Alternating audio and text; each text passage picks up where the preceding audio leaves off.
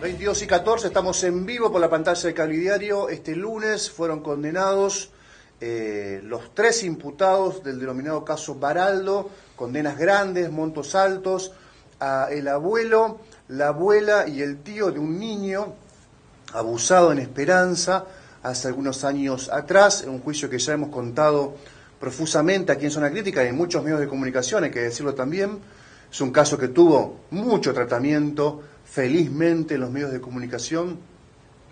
Felizmente el tratamiento, obviamente, el porqué del tratamiento era una situación muy aberrante, y que expuso no solamente al poder económico de Esperanza, a la condición humana además, porque estamos hablando de abuelos y tíos que abusan de un niño, de su nieto y de su sobrino, y también a la justicia, porque antes que nada hay que recordar que este juicio se llevó adelante con 3 jueces, con 3 abogados de la matrícula de Santa Fe que aceptaron la situación de constituirse como conjuez e integrar un tribunal, porque los anteriores jueces, es decir, nombrados como jueces por esta provincia, hicieron las cosas realmente muy mal.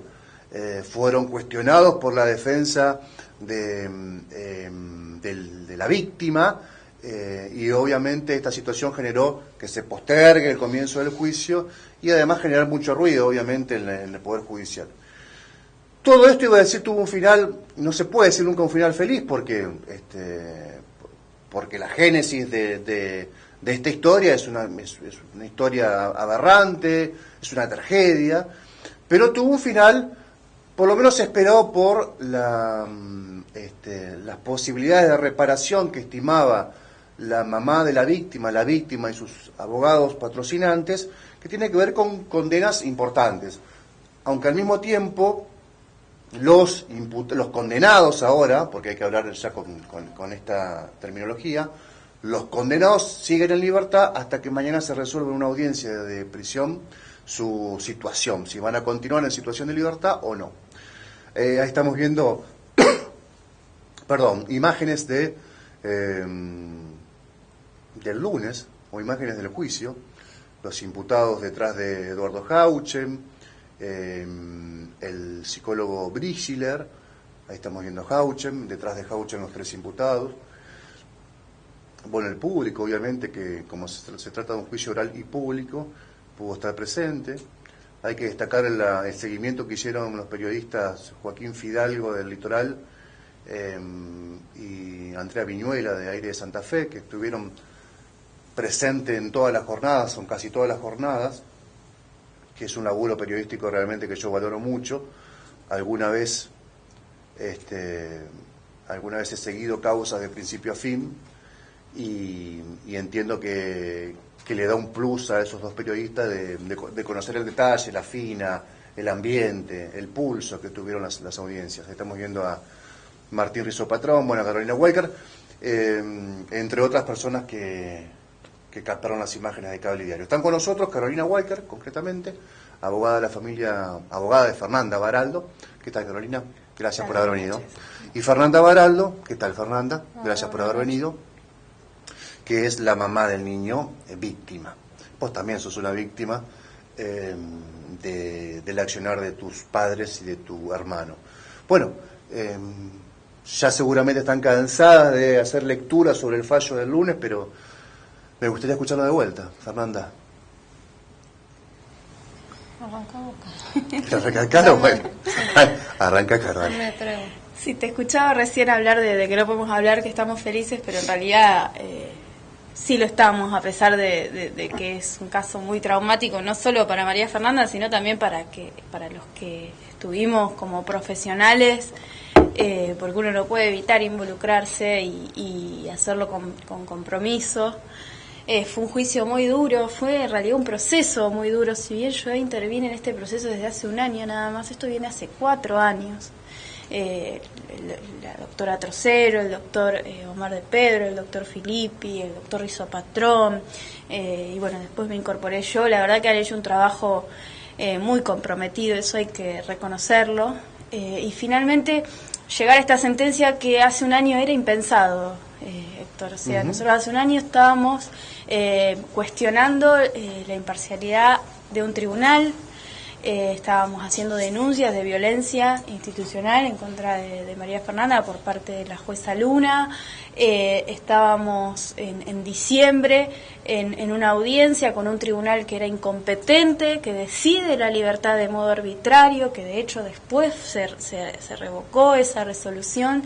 Y la verdad, llegar a este momento con al menos una sentencia tan importante como esta es una satisfacción y obviamente una alegría, más allá de que obviamente el caso sea muy triste. Básicamente estamos conformes con el modo en que se llevó adelante el juicio. Se ha hecho relativamente con normalidad, y digo relativamente con normalidad porque obviamente hemos sufrido embates desde por fuera, pero la verdad que el juicio ha sido muy bien dirigido por este tribunal y bueno, finalmente se llegó a esta sentencia que obviamente hubiésemos esperado que venga con una prisión preventiva, pero bueno, estamos muy a la expectativa de lo que pase mañana, que se va a definir finalmente. Nosotros creemos que va a ser, se va a definir la prisión, digamos, se va a detener a los imputados.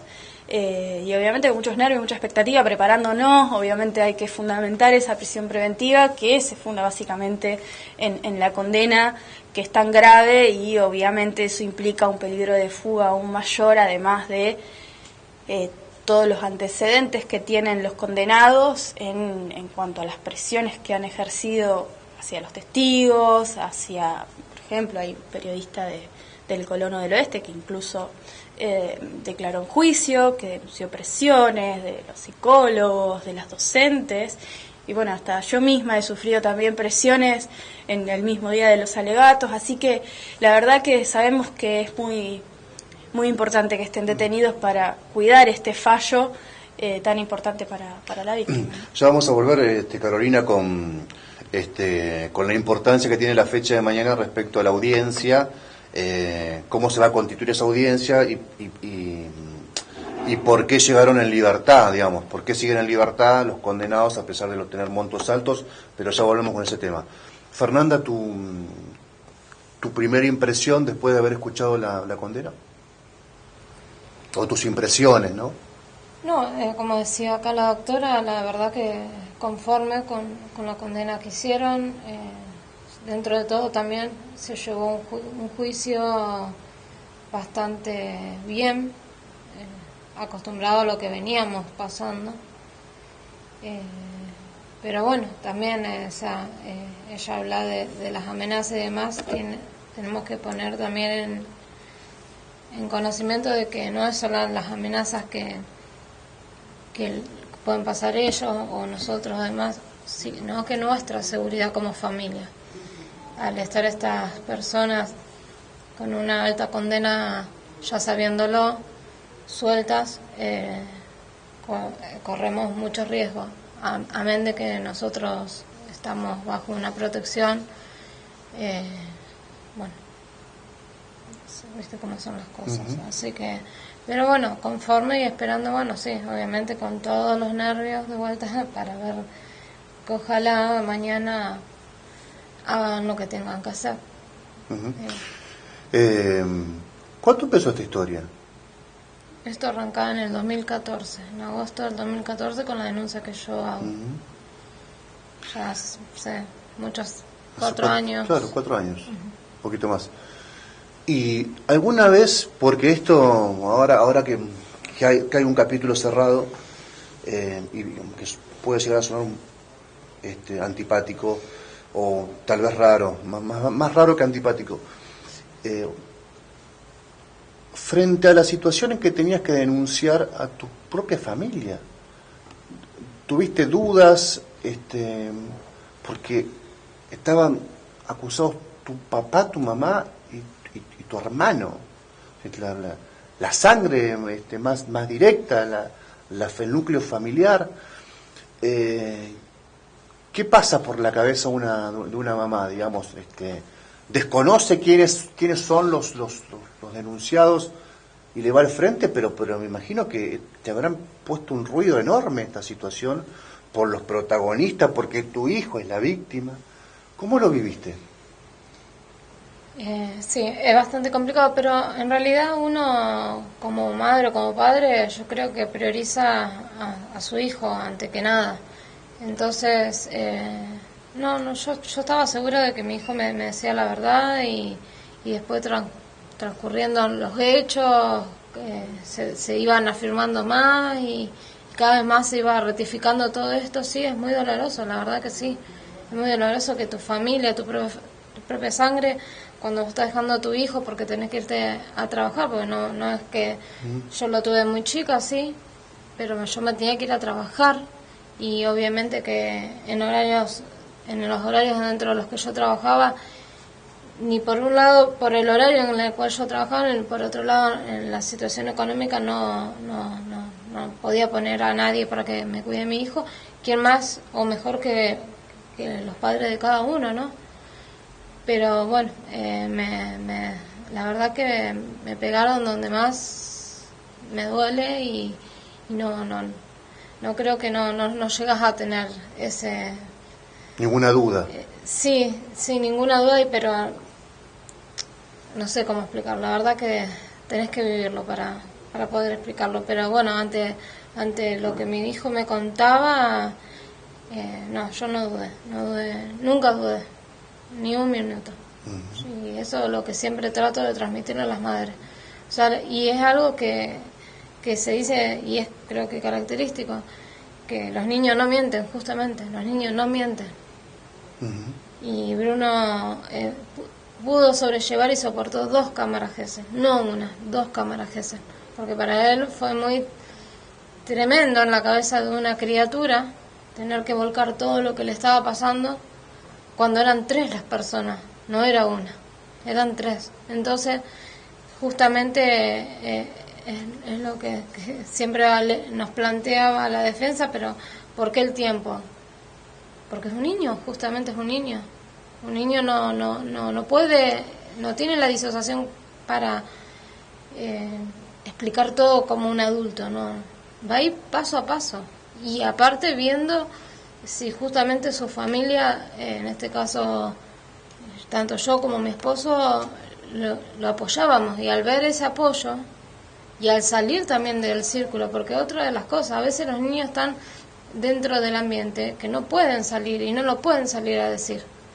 Entonces en este caso creo que fue favorable el hecho de que yo haya podido armar una familia, salir, independizarnos, y él creo que vio la seguridad en nosotros como para...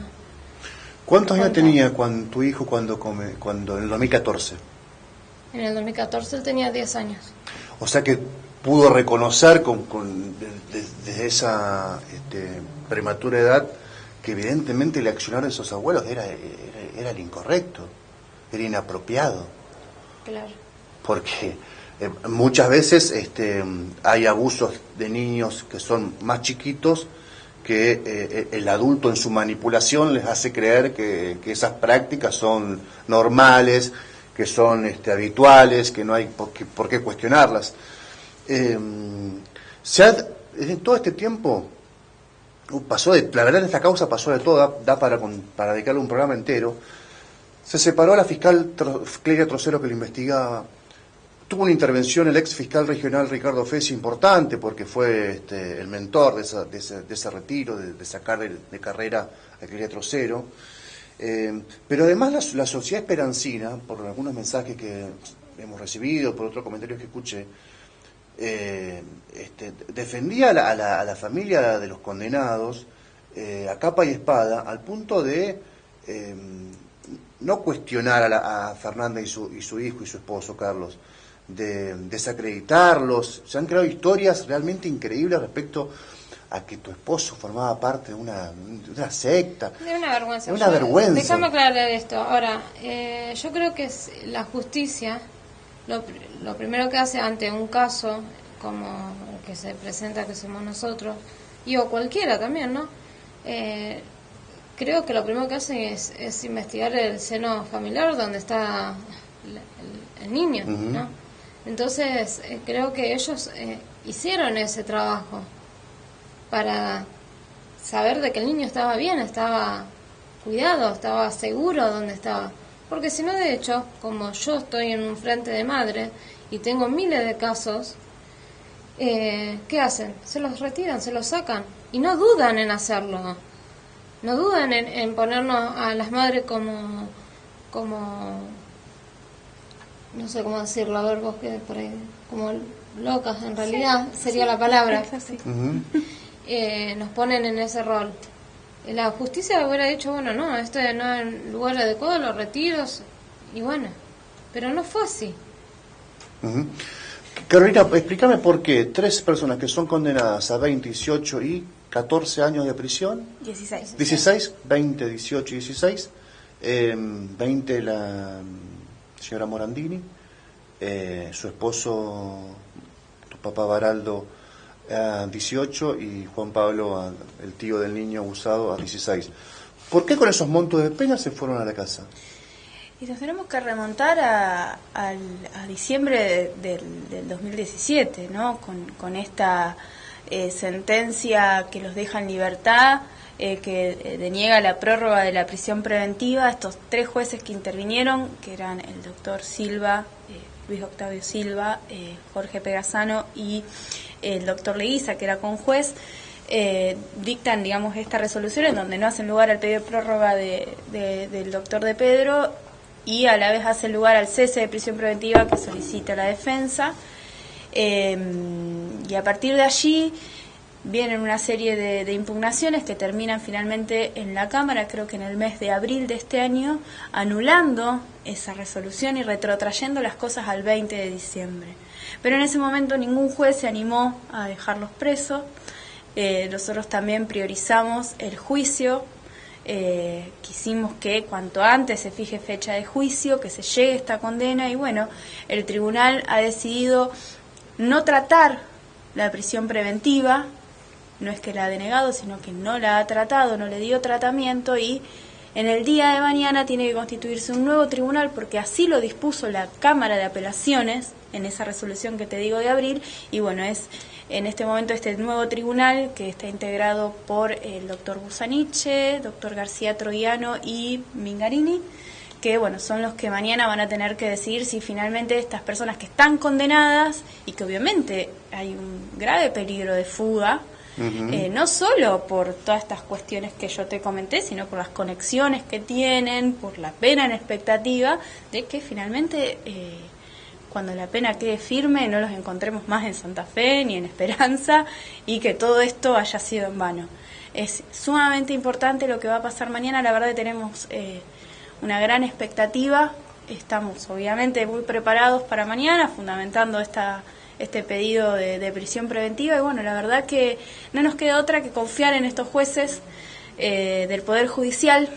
O sea, yo siempre digo que es paradójico que quien termina haciendo justicia haya sido un tribunal que no integraba el Poder Judicial, sino que era un tribunal externo, ¿no? Integrado por conjueces. Pero bueno, la verdad que son 3 jueces nuevos, son 3 jueces con ideas nuevas, así que bueno, esperamos que mañana realmente se dicte la prisión preventiva. Vos fíjate que hemos pasado a ser la vidriera del Poder Judicial a nivel nacional a partir de lo que pasó el lunes, ¿no? Porque en los medios nacionales, tanto Clarín, La Nación, TN, el análisis que hicieron fue: condenaron con penas gravísimas a 3 imputados por abuso sexual de un niño, pero se fueron caminando a su casa. Digamos, esa es la lectura que se hace a nivel nacional. O sea, nos están mirando, y esperemos que realmente el Poder Judicial actúe como debe actuar, y que finalmente este niño pueda tener la tranquilidad que no tiene al día de hoy, porque independientemente que está muy contenido por María Fernanda y por su familia,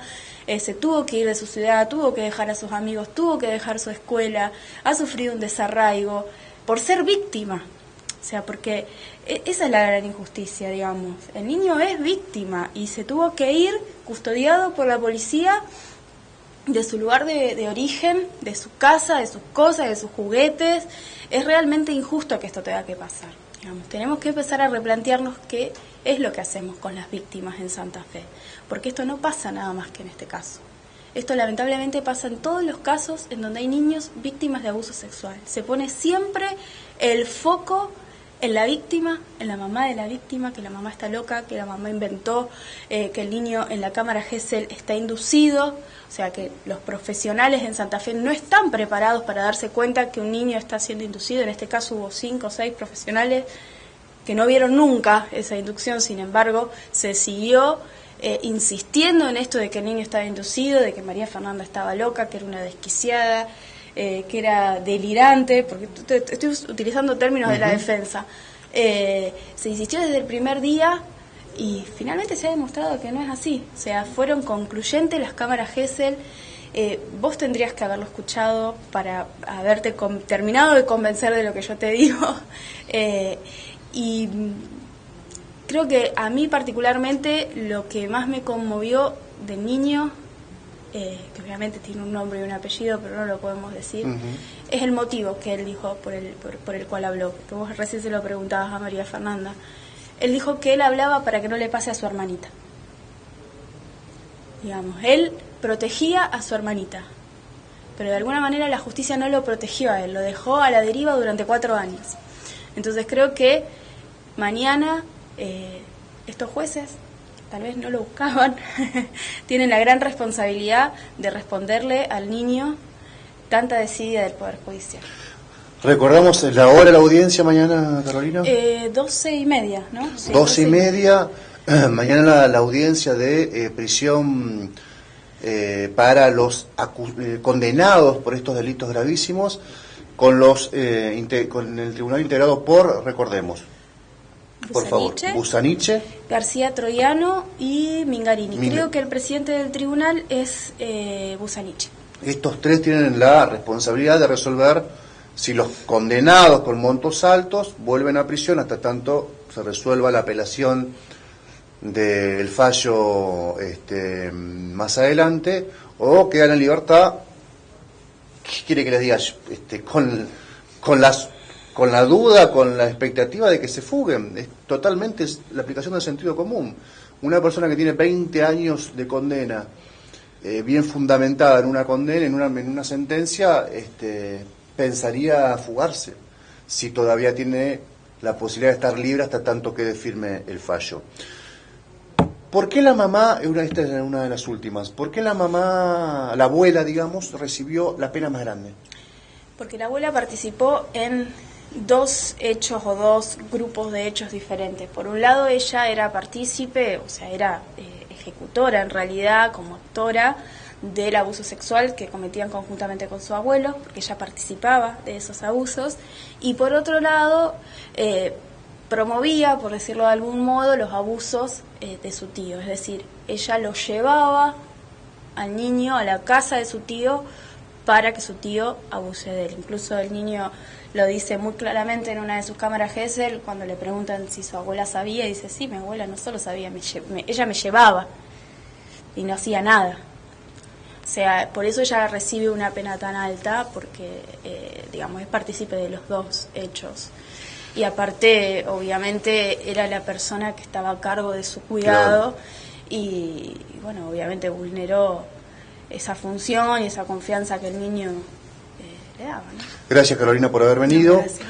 Gracias, Fernanda, por haber venido y por tu ejemplo, que realmente es impresionante. Estás muy cansada, estás muy conmovida. Seguramente se te han cruzado varios sentimientos: bronca, tristeza, desesperanza. Este juicio se caía el año pasado y había que darte la cara para darse cuenta que estábamos frente a una gran injusticia. Y gracias por el ejemplo que le estás dando a muchísimas mamás que enfrentan situaciones probablemente muy parecidas, si no idénticas a las tuyas, y que seguramente les da el valor para hacer lo que vos hiciste, que no lo hace cualquier mamá, pero o no lo hace cualquier persona, pero cuando tocan al cachorro salta la mamá con toda su furia, con todo el perjuicio que tuvo para vos esto, ¿no? Estigmatizarte en tu ciudad donde te desarrollabas tu vida social, cuestionarte, tratarte de delirante, maltratar a tu pareja, a Carlos, que también fue muy valiente en todo este tiempo. Así que muchas gracias por haber venido hoy y por tu ejemplo, Fernanda. Muchas gracias.